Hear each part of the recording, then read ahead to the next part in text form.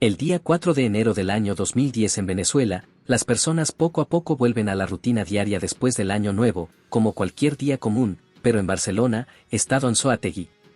se está librando una de las batallas más sangrientas y extensas de toda la historia de este estado, cuando Javier Eduardo Gago Gómez, alias, el Javielito, líder de la banda criminal del mismo nombre, se enfrenta al asedio de las fuerzas de seguridad del Estado venezolano, en un enfrentamiento que se extendió por casi 15 horas, y solo acabó cuando el cabecilla fue fulminado por la élite de las policías de élite en Venezuela, la Brigada de Acciones Especiales, BAE. Pero a pesar del gran logro que es abatir a uno de los delincuentes más famosos del país, y que tuvo que involucrar a una unidad tan especial como el BAE, la operación brilló por el absoluto silencio de las autoridades venezolanas, por lo que si quieres conocer la misteriosa historia detrás de la operación olvidada, quédate en este video. Porque sin más que decir, empecemos.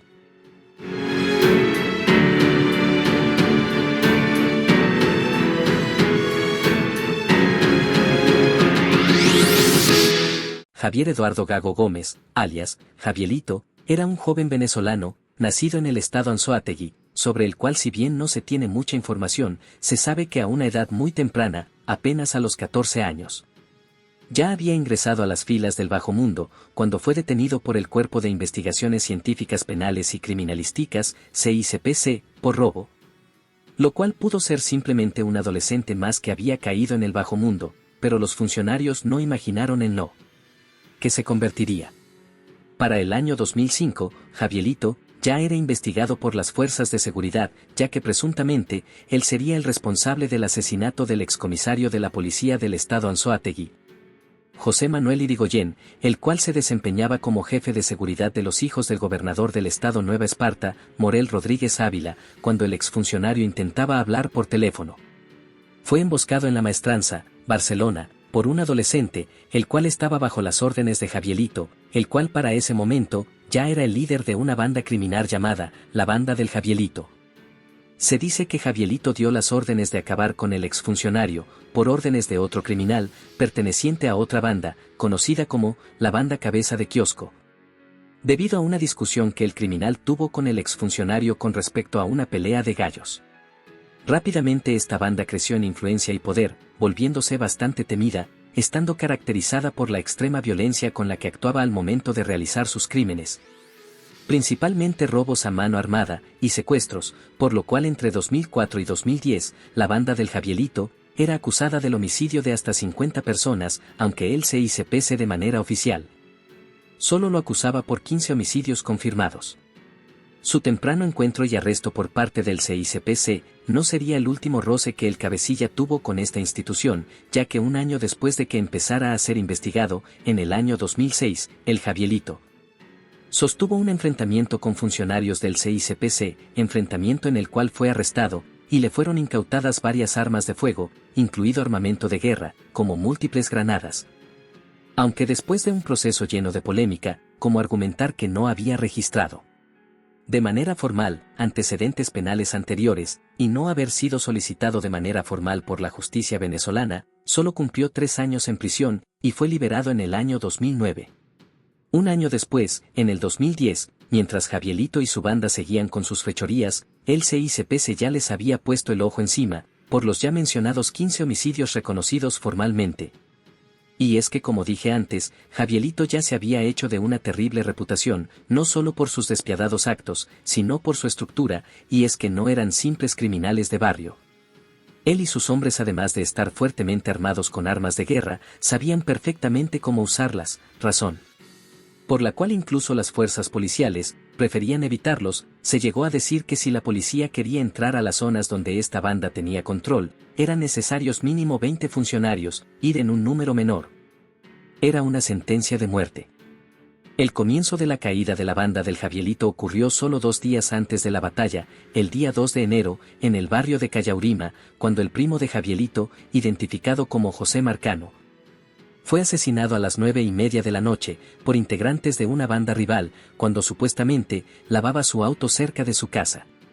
Al enterarse de la muerte de su primo, Javielito no perdió el tiempo, y rápidamente fijó un objetivo claro: buscar venganza, por lo que 2 días después, el día 4 de enero, Javielito y su banda se enteraron de que los asesinos de su primo iban a estar presentes en el cementerio municipal de Barcelona durante el entierro de un hombre llamado Gustavo Lorenzo Rodríguez y su hijo, Gustavo Daniel Lorenzo, conocido como Tabito, quienes habían sido ejecutados en un ajuste de cuentas el día anterior. Javielito y sus hombres arribaron al cementerio en 2 camionetas y sin decir ninguna palabra, abrieron fuego contra la multitud, y si no fuera suficiente con eso, se sabe que Javielito y sus hombres persiguieron a varios vehículos que intentaban escapar de la escena, acabando con la vida de los 4 presuntos asesinos de su primo, a los cuales Javielito y sus hombres persiguieron hasta acabar con ellos, en los sectores Barrio Sucre y La Aduana, los cuales fueron identificados como Dani Balan, de 27 años, Jean Carlos Moreno, de 21 años, Henry Marín, de apenas 18 años, y Luis Alberto García, de 20 años. Al ser informada de lo que estaba pasando, rápidamente se apresuró al lugar una comisión de la policía del municipio Bolívar, quienes empezaron a perseguir a Javielito y sus hombres. Al verse rodeados, Javielito y sus hombres se atrincheraron en su cuartel general, una casa ubicada en un barrio conocido como La Ponderosa, en Barcelona, para resistir el asedio de los uniformados. Vivienda la cual no era una vivienda común, como lo describiría el subdirector del CICPC, Alvis Orlando Pinto Guedes, la vivienda donde se atrincheraron Javielito y sus hombres. Originalmente estaba destinada a convertirse en un centro asistencial, pero terminó siendo ocupada y convertida no solo en una guarida criminal, sino en una fortaleza, ya que según indicó Alvis Pinto, la vivienda de 2 plantas tenía un portón de hierro que impedía la entrada, así como una robusta estructura con paredes de doble bloque y reforzada con vidrios blindados, razón por la cual esta vivienda fue apodada como el búnker. Cuando los uniformados de la policía del municipio Bolívar llegaron a la vivienda donde se refugiaban Javielito y sus hombres, empezó la batalla, donde en un primer momento los funcionarios intentaron enfrentar a los delincuentes, pero rápidamente se vieron sobrepasados. Sus armas reglamentarias no solo no podían hacerle el más mínimo daño a la sólida estructura de la vivienda, sino que los delincuentes respondieron a cambio con armas largas, como fusiles, armas automáticas, e incluso explosivos, armas las cuales rápidamente abrumaron a los funcionarios, hiriendo a 9 de ellos, razón por la cual la comisión rápidamente solicitó refuerzos a la policía del estado Anzoátegui, así como al CICPC, la Guardia Nacional Bolivariana y otras policías locales, quienes al llegar al lugar rápidamente cercaron a los delincuentes, pero estos lejos de rendirse, iban a darlo todo. Por casi 15 horas, los uniformados se batieron en un brutal tiroteo en contra de los delincuentes, convirtiéndose esto en uno de los enfrentamientos más prolongados y violentos de la historia del estado Anzoátegui. Aunque parecía que todo estaba calmado, ya que se afirma que los disparos llegaron a cesar por hasta 1 hora, rápidamente volvían a escucharse, todo era un caos, en especial, para los habitantes de la zona, ya que el barrio de La Ponderosa era una zona densamente poblada, quienes se refugiaron en sus casas ante la intensa balacera. Incluso se sabe que los funcionarios policiales tuvieron que desalojar a varios residentes de las casas más cercanas a la residencia donde se refugiaban los delincuentes. Por el intenso tiroteo, mientras los que estaban fuera de sus casas, les tocó quedarse fuera de la zona y no pudieron volver a sus hogares hasta el día siguiente. Una señora que vivía a 4 calles del enfrentamiento dijo lo siguiente: la gente corría alertando a los vecinos que no salieran de sus casas porque la policía estaba en el sector buscando a unos muchachos. La Ponderosa era una zona de guerra, por esta calle nadie sabía lo que estaba pasando. Hasta que escuché en las noticias que la policía y la guardia tenían arrinconada a la banda. Varios habitantes de la zona, que prefirieron mantenerse anónimos, denunciaron atropellos por parte de los uniformados durante la operación, como robos y maltratos. Un comerciante de 29 años contó que los policías se metieron a su casa y abrieron varios agujeros en una pared de su vivienda que daba a la fortaleza de los delincuentes para disparar desde ahí. Dijo que en el suelo de su casa quedaron hasta 200 casquillos de balas calibre 9 milímetros y hasta 529 casquillos más de otros calibres, así como 22 envases de granadas lacrimógenas, las cuales los funcionarios lanzaban al interior de la vivienda del Javielito. Según varios funcionarios que participaron en la operación, los delincuentes mostraron la intención de rendirse, pero lo que pasó ahí sigue siendo un misterio, ya que tenemos informes cruzados. Por parte del informe oficial se dice que fue imposible llegar a un acuerdo con los delincuentes, a pesar de que en el lugar se informó que había llegado el secretario de Gobierno del Estado. acompañado por la defensora del pueblo de la región y representantes de la vindicta pública, para intentar negociar con los criminales, pero se dice que los delincuentes respondieron con ráfagas de disparos cuando los representantes del Estado intentaban acercarse, rechazando cualquier tipo de negociación o rendición. Fallando los intentos de diálogo, y al no tener garantía de su integridad física, los funcionarios públicos se retiraron. Alvis Pinto dijo que los funcionarios le dieron la voz de alto a los delincuentes,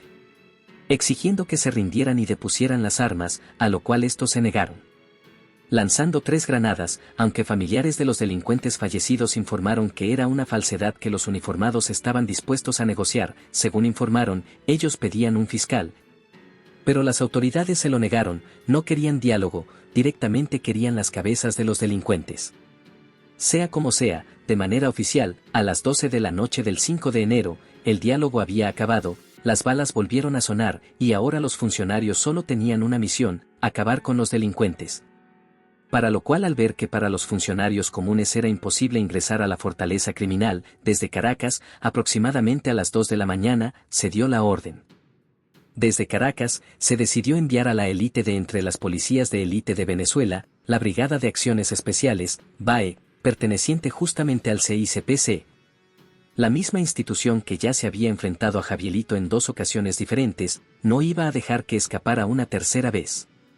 La Brigada de Acciones Especiales, BAE, es una unidad altamente entrenada y capacitada, ya que sus entrenamientos, tácticas y capacidades, más que al de una fuerza policial, se asemejan a los estándares militares. Sus integrantes están altamente entrenados en múltiples operaciones, pero en especial, lucha contra delincuentes fuertemente armados y atrincherados, e intervenciones en zonas de alta peligrosidad. Por lo que si algún día los ves en la calle, no es un detalle menor, significa que la situación ya se salió de control. Aproximadamente a las 2 de la mañana, vía aérea, una comisión del BAE fue enviada desde Caracas hasta Barcelona, y en el momento donde llegaron, se dio inicio a la operación. El plan era simple pero arriesgado. En una primera fase, los francotiradores de la unidad darían de baja a 3 de los 7 delincuentes que se encontraban en la vivienda, los cuales eran los más expuestos, para así debilitar cualquier intento de resistencia. Para posteriormente, 2 grupos ingresarían a la vivienda. El primero lo haría por la entrada principal, mientras el segundo ingresaría por el techo. Fue así que se dio inicio al asalto. En un primer momento los francotiradores de la unidad cumplieron con éxito la primera fase, abatiendo a 3 delincuentes, quienes cayeron inertes en el suelo. Javielito y los 3 hombres que aún le quedaban respondieron, desatándose otro tiroteo. A las 5:30 de la mañana, los efectivos de la unidad consideraron oportuno el momento y dieron inicio a la segunda fase. Con explosivos el primer equipo hizo explotar el portón de hierro, e ingresaron a la vivienda, mientras el segundo grupo hizo lo mismo, subió al techo de la vivienda, y desde ahí, lanzaron granadas lacrimógenas al interior. Cuando los uniformados ingresaron, los 4 delincuentes que aún quedaban intentaron ofrecer resistencia, pero fueron rápidamente superados por los funcionarios, quienes los sometieron rápidamente, los cuales fulminaron a los delincuentes. De manera oficial, la operación terminó a las 6:30 de la mañana del 5 de enero del 2010, dejando por parte de las fuerzas policiales 10 funcionarios heridos, 3 de gravedad. Pero no se presentó ningún muerto, mientras que por parte de los delincuentes, todos fueron abatidos, quienes fueron llevados por ambulancias de protección civil y los bomberos a la morgue del Hospital Luis Racetti. Los nombres de los 7 delincuentes abatidos eran Javier Eduardo Gago Gómez, Javielito, cabecilla de la banda con solo 24 años, Richard Andrés Barroyeta Zavallo, de 35 años, Carlos Eleazar Ponce Marcano, de 36 años, Hitter José Quirpa, de 28 años, Adelis Enrique Bermúdez, de 33 años, Edwin José Márquez Gamboa, de 35 años, y Luis Alfonso Arzolay, de 24 años. Habitantes de la zona relataron que la vivienda quedó hecha añicos, los vidrios y las puertas estaban totalmente destrozadas y las paredes estaban llenas de impactos de bala. Siendo lo más parecido que habían visto a una zona de guerra, familiares de los fallecidos acusaron a las autoridades por la barbarie de haberlos masacrado. E incluso dando otra versión diferente a lo dicho por las autoridades, informando que en realidad los delincuentes no fueron abatidos, sino que ellos mismos al ver que no tenían ningún tipo de escapatoria, decidieron inmolarse con una granada, ignorando por completo que sus hijos habían matado a 50 personas inocentes, las cuales también tenían vida, familia y sueños. Con todo respeto lo digo, aquí se hace presente esa frase que muchos estarán de acuerdo, y otros no: mejor que llore la madre del delincuente, que las madres de 10 inocentes. En el lugar, según los funcionarios, solo en la casa, se logró contar que los delincuentes dispararon al menos 2.000 balas calibre 9 milímetros. Las autoridades informaron que en la casa fueron decomisadas un fusil FN-FAL, 3 pistolas, una subametralladora Uzi, un revólver, uniformes policiales, razón por la cual se abrió una investigación para investigar posibles funcionarios que trabajaban para los delincuentes. Así como 6 granadas caseras, 2 radios para interceptar las comunicaciones de la policía y una máscara antigas. En total, en toda la operación, desde el ataque de Javielito y sus hombres contra los homicidas de su primo, esta se saldó con 13 muertos y 10 funcionarios heridos, 9 de la policía del municipio Bolívar y 1 de la policía del estado Anzoátegui, 3 en estado crítico, según las autoridades, incluso uno perdió una pierna, aunque no hubo bajas mortales dentro de las fuerzas de seguridad, donde incluso se sabe. Los funcionarios que participaron en esta operación fueron condecorados. Pero después de eso, vino el silencio. Y es que además de algunos reportes de noticias y algunas notas, nunca más se volvió a hablar de lo que pasó ese día, tal vez por los problemas de la época, pero no tener registros oficiales, ni apenas imágenes de lo que ocurrió ese día, es un poco extraño, a pesar de necesitar la intervención de la Brigada de Acciones Especiales. De manera oficial, la operación nunca recibió un nombre oficial por parte de las autoridades, a pesar de que en ella un cabecilla y 6 de sus supuestos lugartenientes fueron fulminados, hecho que sería un golpe mortal para cualquier grupo criminal, sumado a que ya para ese tiempo no eran delincuentes menores. Eran buscados por no solo los 15 homicidios confirmados y los 50 atribuidos, sino por otros crímenes como sicariato, secuestros y extorsiones, los cuales ya estaban solicitados por los tribunales de control de Barcelona y diferentes subdelegaciones del CICPC, el cual incluso afectaba al sector petrolero de la zona, de la empresa Petróleos de Venezuela Sociedad Anónima, PDVSA. Las autoridades solo se limitaron a decir que seguían el rastro de los restantes miembros de la banda del Javielito, banda la cual apenas se componía de 15 personas, poniendo fin así a una de las bandas que más terror generaba en la zona y en el estado Anzoátegui, poniendo así fin a uno de los delincuentes más peligrosos de esa región del país, en una operación repleta de balas, incertidumbre, miedo, y sobre todo, más que envuelta en el misterio.